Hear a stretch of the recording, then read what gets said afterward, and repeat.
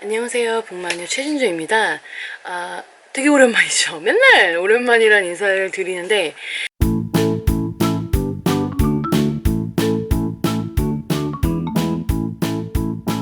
오늘은 추석 특집으로 이 긴 연휴 동안 이 핸드폰으로 어떤 책을 볼 수 있는지를 보여드리려고 해요. 근데 이제 처음부터 너무 얼굴이 안 보이면 재미가 없는 것 같아서 제 얼굴을 좀 보여드리려고 이렇게 카메라를 켰고요.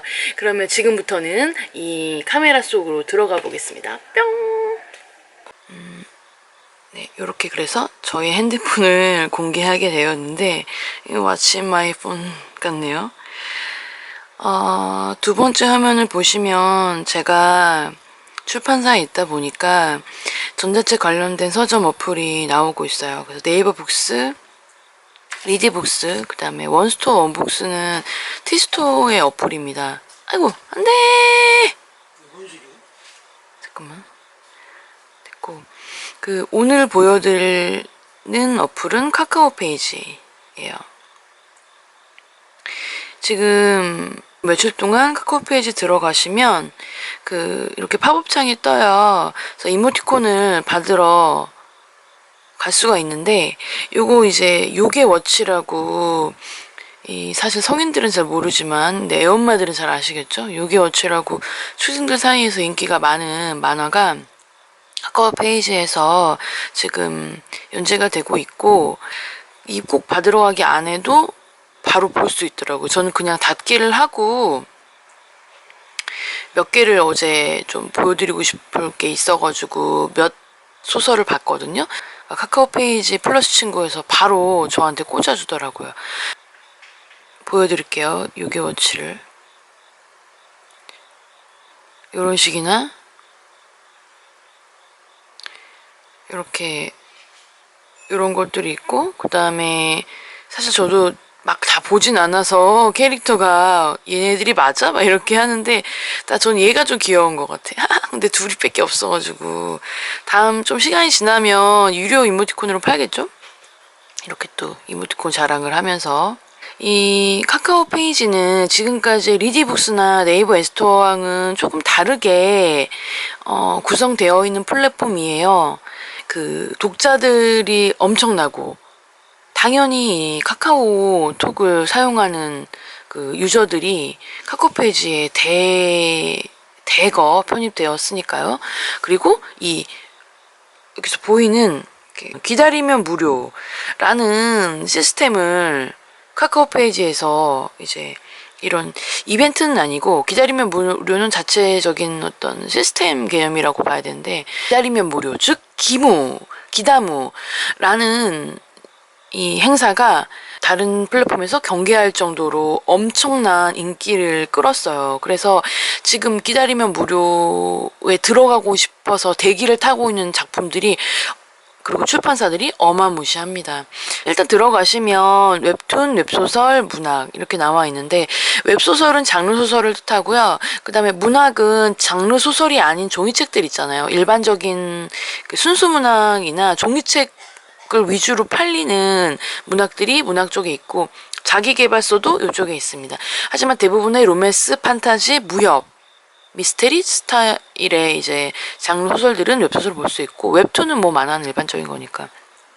저는 오늘 웹소설을 위주로 보여드릴 건데 사실 카카오 페이지는 신작이라고 해도 신작을 출판사에서 꽂아도 보이지가 않아요. 그래서 카카오 페이지에서 노출을 시켜주지 않으면 배너를 보여주지 않으면 사실상 의미가 없다라고 봐야 되고 왜냐면 사람들은 검색을 해서 보지 않아요. 잘 그냥 들어가서 이렇게 그냥 웹툰이든 웹소설이든 그냥 들어가서 뭐 기다리면 무료 검색을 안 하고 이렇게 나오고 그 다음에 판타지, 무협, 로맨스 이런 식으로 그냥 보는 거예요. 그래 노출할 수 있는 위치가 적다 보니까 무조건 마케팅을 해서 노출이 들어갈 수 있을 때 이제 돈을 벌 수 있는 구조라고 봐야죠. 출판사 입장에서는. 그래서 오늘은 제가 아까 제 얼굴을 보여드리며 말씀드렸듯이, 그러니까 추석 연휴에 카카오 페이지에서 어떤 작품을 보면 좋을까라는 컨셉으로 이야기를 해드리려는 거라서. 그리고 대체로 이 기다리면 무료에 많이 꽂히는 작품들은 카카오 페이지의 독점으로 연재되고 있는 작품들이 많아요. 그래서 여기 보시면 독점 연재, 독점 선공개 이렇게 써 있는 것들은 이 카카오 페이지에서 독점으로 다른 네이버 엔스토나 리디북스에서 볼 수 없는, 카카오 페이지에서만 볼 수 있는 소설이라고 봐야 됩니다.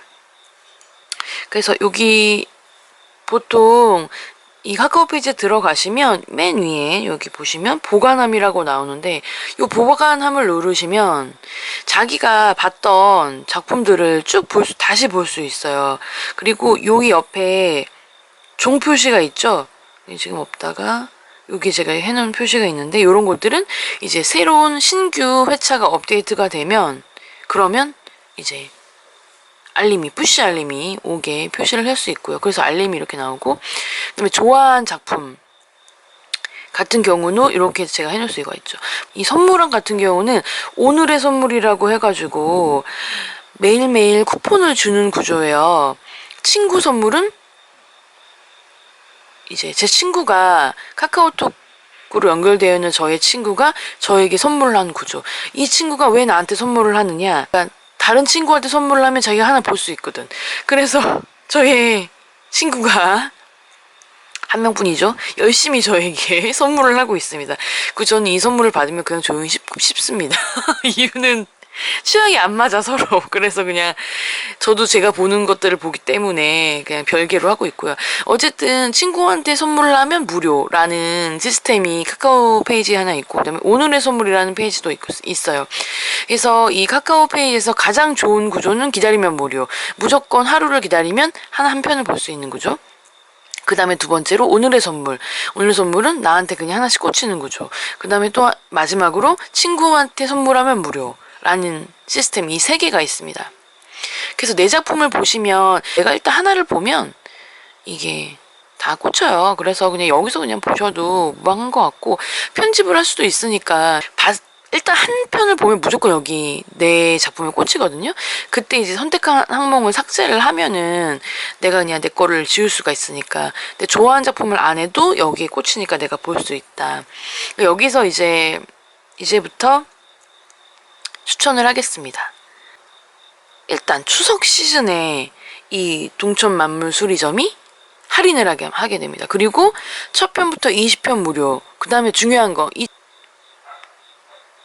추석 연휴 동안 8시간 간격으로 1회씩 지급을 하고 있어요. 그래서 연휴 동안 계속 이거를 보는 것도 좀 충분히 월급과 용돈을 아끼면서 볼 수 있는 거겠죠? 표지는 일단 하나씩 보여드릴게요.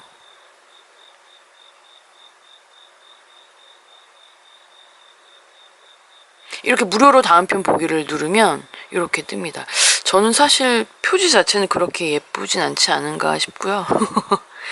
그리고 두 번째로 리더, 읽는 자인데, 저도 물론 판타지를 다루기는 해요, 회사에서. 하지만 실제로 제가 판타지를 읽는 독자는 아니거든요. 그렇게 재밌게 읽진 않아서 저는 오히려 무협 쪽을 더 많이 보는 타입이라서.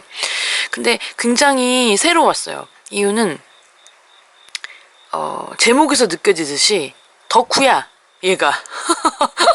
그래가지고 그 주인공이 책 덕후입니다.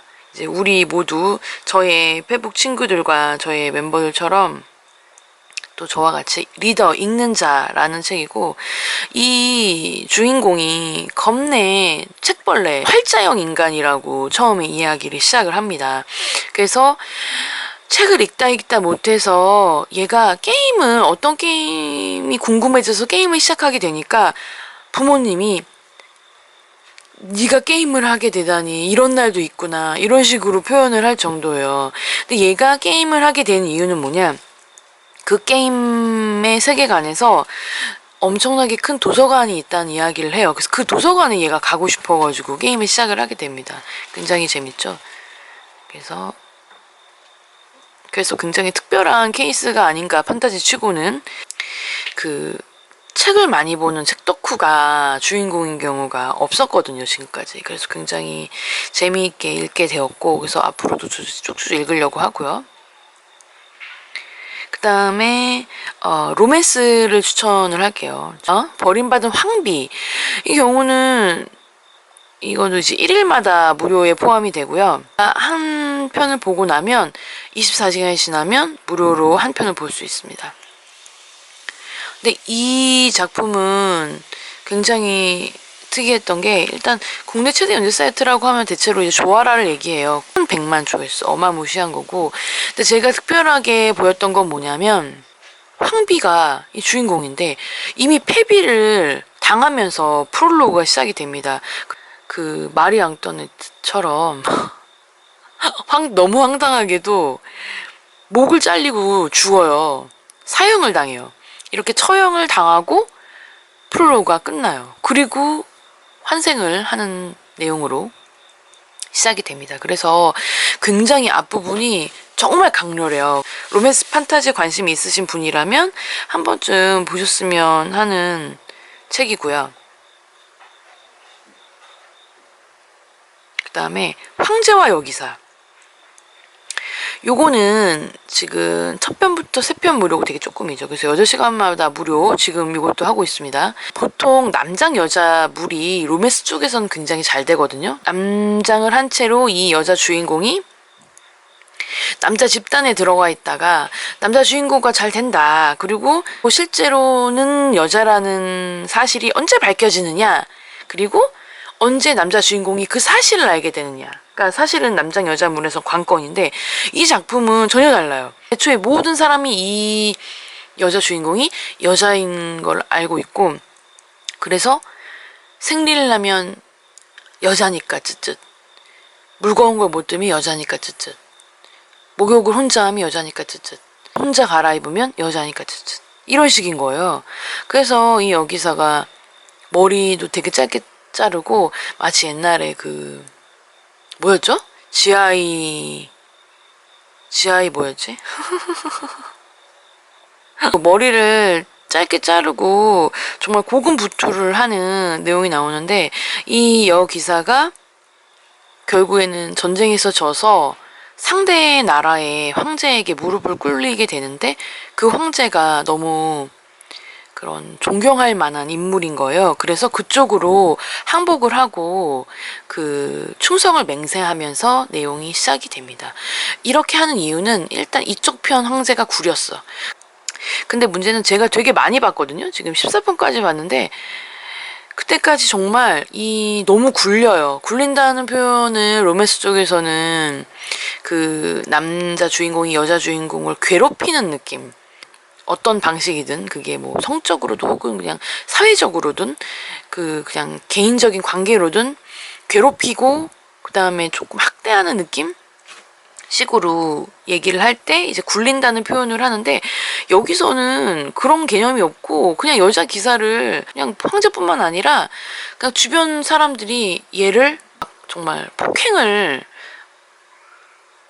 정말 1대 다수로 폭행을 하기도 하고, 그 다음에 그런 초반에 그 얘를 이제 항복시키기 위해서 죽이기 전에 정말 엄청나게 때리는 장면들도 나오는데, 저는 사실 그런 장면을 보면서 조금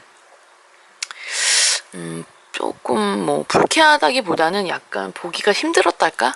그런 장면들이 좀 나오니까 초반에 조금 부담스럽다면 요거를 패스하는 게 낫고, 하지만 언제 마지막에는 로맨스니까 잘 되겠죠? 근데 아직까지 중요한 건 로맨스가 나오질 않아. 로맨스가 나올 기미를 안 보이고 있어. 그리고 여기사 주인공 자체도 황제를 좋아한다기보다는 되게 존경하는 눈빛으로 계속 보고 있어서 얘네들이 이거 언제 로맨스 되는 거야? 이런 로맨스 독자들로서는 되게 답답한 부분들이 있죠. 그리고 또 하나 재밌는 부분들이 있는데, 자세히 보시면 이 황제거든요. 황제가 자그마한 과자 같은 걸 들고 있는데, 이 과자가 뭐냐? 웨하스죠. 이 안경 원숭이 작가님이 이 웨하스랑 빼빼로 이런 아이고 이런 것들을 좋아한대요. 이런 과자들. 그래서 과자 이름들이 지역과 나라 이름으로 나와요. 그래서 그런 부분들이 되게 재밌고 댓글에서도 나중에도 요거를 깨달은 사람들이 그제야서 아 웨하스 황제가 들고 있다고 이런 식으로 표현을 하더라고요. 이 옹동스는 웹툰이라서 정말 추천하는 작품이지만 오늘은 패스하겠습니다. 마지막으로 소개할 작품은 악녀의 정의입니다. 이 악녀의 정의는 저희 출판사하고도 연결되어 있는 작가님이라서 필명이 두 개셔서 제가 그 작가님인지 모르고 보고 있었는데 알고 보니까 같은 분이신 거예요. 너무 깜짝 놀랐어. 근데 굉장히 재밌어요. 굉장히 재미있고 그다음에 이 악녀의 정의도 조아라란 연재 사이트에서 시작이 되어서 그 카카오 페이지에서 지금 독점 연재를 하고 있는 작품인데요. 전혀 다른 세계, 전혀 다른 공간의 인물로 환생을 해서 그 영혼으로 빙의가 되어서 내용이 시작되는 그 작품들이 굉장히 많아요. 로맨스 판타지에서. 근데 특히 어떤 세계냐 이런 정말 공주풍 막 공작 백작 막 나오고 하는 유럽풍의 세계로 중세 유럽풍의 그 세계관으로 들어가는 경우가 많은데 이 주인공 같은 경우는 그 세계에서 아주 못된 악녀로 불리는 여자아이에게 들어가게 된 거예요. 우리나라에서도 간택이라는 개념이 있었잖아요. 그래서 황태자 B로 간택이 되려면 한 명만 하는 게 아니라 이제 여러 명을 후보자를 두고 그 중에 한 명을 진짜 황태자 B로 뽑는다라는 개념이 되는데 이 안에서도 이제 그런 내용이 진행이 됩니다. 근데 문제는 황태자 B로 이미 마음속에 점 찍어 놓은 인물이 따로 있어요. 심지어 그쪽은 착해, 그 여자는. 그 중요한 건 뭐냐, 이 황태자 혼자 마음속으로 점찍어 놓은 게 아니라 모두가 다 알아. 왜냐면 티를 내거든, 이 황태자가. 난 얘 뽑을 거야. 인 상황인 거예요. 근데 주인공이 아니야, 그 여자가. 그 착한 여자애를 뽑겠다고 대놓고 파티에서 티를 내요. 그러니까 이 모든 이 정치계가 다 그렇잖아요. 모든 사람들이 아 쟤를 뽑겠구나, 얘는 나가리겠구나 이렇게 생각을 하고 그쪽으로 다 그쪽에 가서 친한 척하고 이쪽은 썰렁하고 이런 상황에서 내용이 시작이 돼요. 정말 민망한 설정이죠. 하지만 중간중간 이미 앞부분에서 어느 정도 복선을 좀 깔은 것 같은데 떡밥을 회수를 하면서 이 악녀가 왜 악녀가 될 수밖에 없었느냐, 왜 악녀로 포장될 수밖에 없었느냐가 하나하나 펼쳐질 것 같고, 그 다음에 점점 지나가면서 사이다 같은 소설이 되지 않는가 싶습니다. 권선징악이라고 해서 항상 착한 인물, 주인공은 늘 착하잖아요. 그리고 악녀 조연이 나오는데 이 작품 같은 경우는 주인공이 악녀이니까 굉장히 특별한 케이스로 보이고 정말 클리셰를 다 깰 수 있는 작품이 아닌가 싶습니다. 그러니까 로맨스는 너무 뻔하지 않느냐 라는 생각을 갖고 계신 분이라면 이 작품을 보시면 좋을 것 같아요. 대부분 기다리면 무료, 그리고 그 카카오페이지 웹소설로 공짜로 볼 수 있는 작품들을 소개를 했으니까요. 이 안에서 연휴 동안 보시면 될 것 같네요. 네, 어떠셨나요? 이 작은 핸드폰 속에서 되게 다양한 책들을 볼 수 있었는데 즐겁게 보시길 바랄게요.